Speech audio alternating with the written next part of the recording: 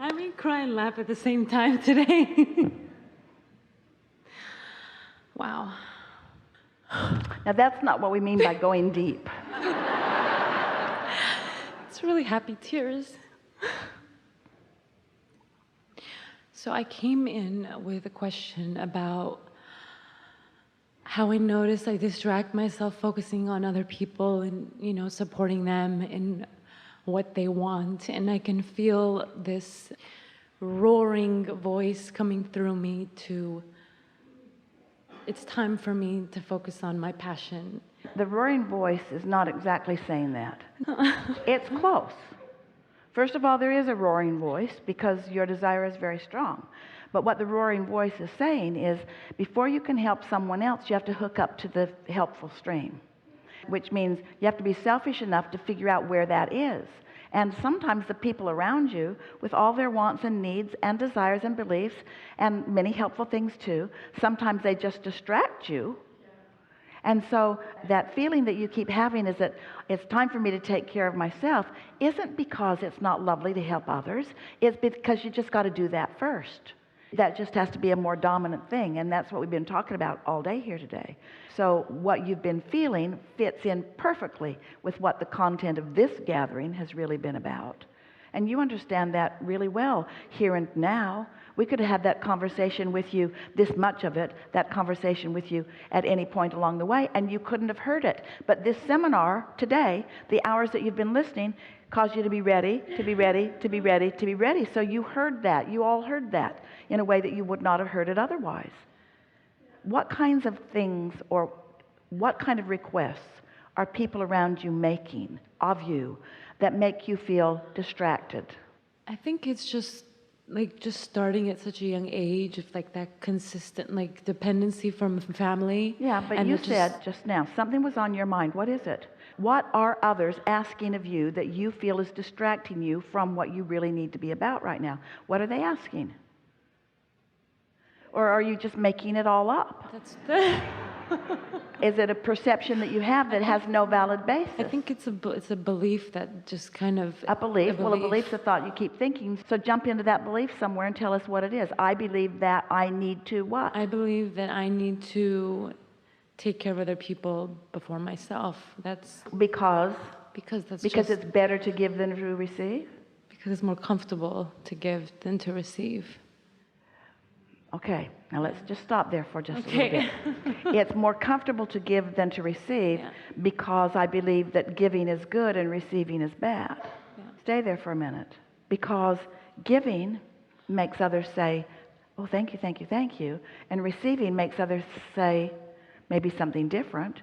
Have you been taught that it's selfish if you receive, but it's nice if you give? Well, culturally, just being Middle Eastern, yeah. Cultural? Absolutely. Okay, what does the culture teach? It's women take care of the husbands and really serve the man, and it's a very self-sacrificial culture, and I pulled Well, now, away. don't get too carried away. Yeah. Don't get too carried away, because everyone can hear it and maybe relate a little bit, but let's not call it cultural, let's call it sort of human. Almost everyone who comes together with almost everyone. Now, we get it that in some cultures there's a deeper stream of consciousness like that, but isn't every relationship kind of like that? I want you to give to me and I want to give to you, just to some extent. Now, the reason that we want to start here in a more basic place is because when you said it feels better, you did say that, didn't you? It feels better? To give? Yeah. If it's feeling good, if there's satisfaction in it, then you must be onto something. And we don't need to talk about whether the culture is right or wrong, but if in the moment of giving it feels good, then you must be onto something. So let's talk about why, just like in the last segment. Let's talk about why that feels good. So we brushed on this earlier, but you're really going to get this. We know you understand because we never stop talking about it, that as you are living life, knowing what you don't want and knowing what you do want, you are asking. Step one. And that Source is answering, step two. And then that all day we've been talking about how you have to get into the receiving mode in order to let in what you've asked for, that Source is already lined up. When you're in that receiving mode, so think about when you're in the receiving mode, how do you think Source finds a way of giving to you or others? Are you seeing any angel pipes? Is there a conveyor belt from heaven? Stand in this line. This is the receiving line. Step 2 is coming right down this pipeline right here. And you just stand right here with your little whatever it is and get yours. We're being absurd, we know. But it's not coming in like that. So how is it that the exchange is happening? Doesn't the good that comes to some come through others? We haven't said this in previous written books. We're just beginning to explain it to you here in the last 2 or 3 seminars, that when you've performed step 1 and now you are in step 3, often source, your inner being, law of attraction, universal forces, God, whatever you want to call that consciousness, utilizes your open valve to give to others through. Doesn't that make sense? Haven't you been inspired in your giving? Haven't you been in the right place at the right time? And hasn't it felt so wonderful that you can't even begin to explain how good it feels?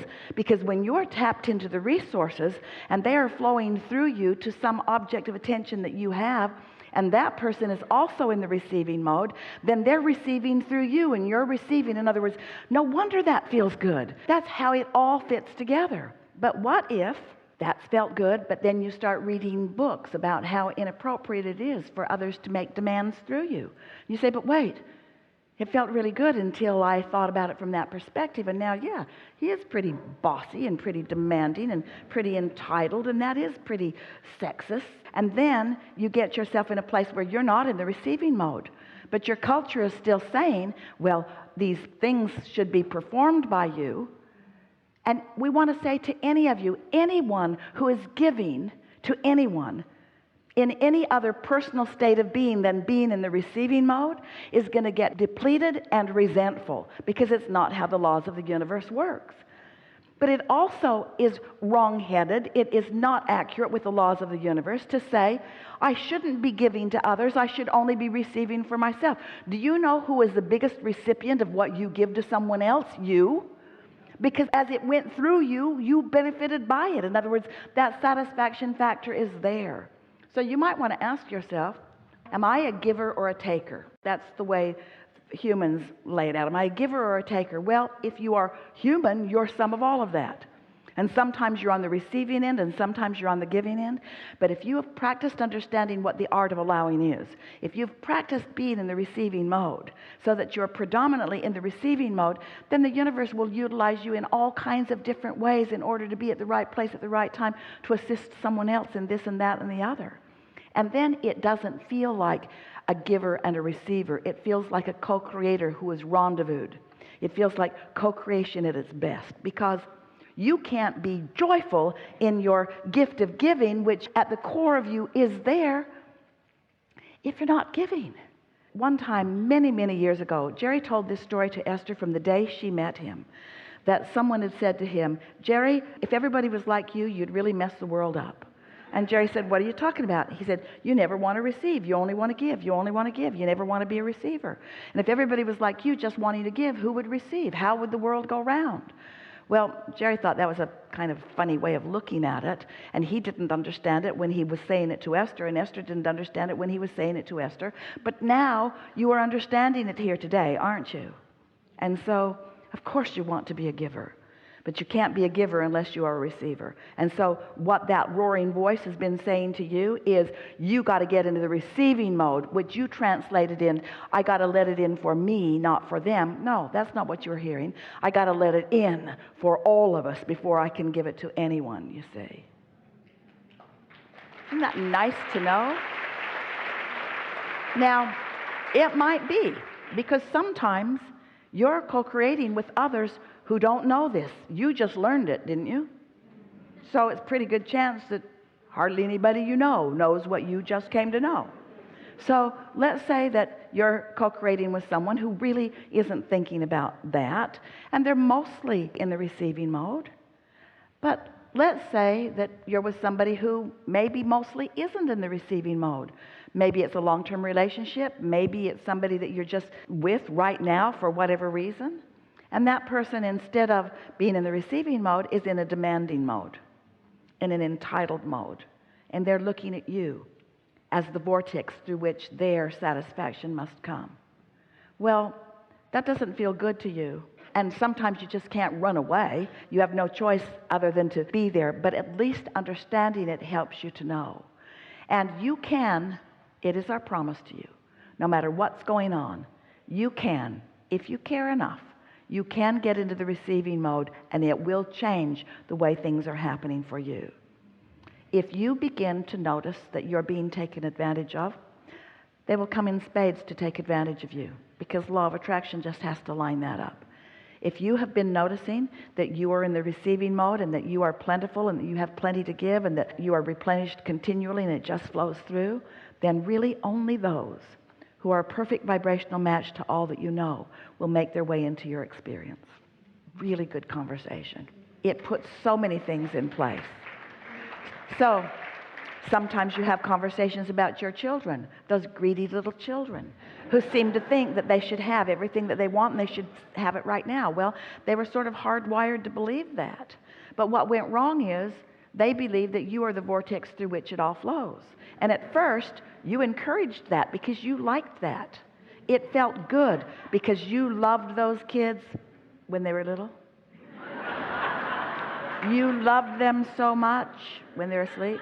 You love them so much that you can hardly look at them without being in the receiving mode. They are the reason that you're tuned in, tapped in, turned on so much of the time. And when you feel like that, the feeling of giving and flowing is so strong within you. But then you begin to analyze, because you're wise in this deliberate creation, that you really want them to understand their receiving mode. And so you become a wise parent who doesn't meet their demands. You meet them when they're in the receiving mode. You let your inspiration to rendezvous with them and their inspiration to rendezvous with you. You let that be the basis of your experience. And you don't gather around you demanding anybody's. Demanding children, demanding employees, demanding employers, demanding boyfriends. You don't gather around you anybody who's making demands, because you're in the receiving mode and they don't have access to you. When you're in the receiving mode, what they have access to is your inspired giving, for which they are inspired to receive. And that is just the most delicious, orgasmic, best experience of a lifetime, to rendezvous with someone who's ready to be ready while you're ready to be ready. You see what we're getting at? Whew. Thanks to your important question, we were able to take everything that we were talking about to a whole new place of understanding. Yes? Yes. Thank you. Something more? No. Really good. That's it. Thank you so much. Really good.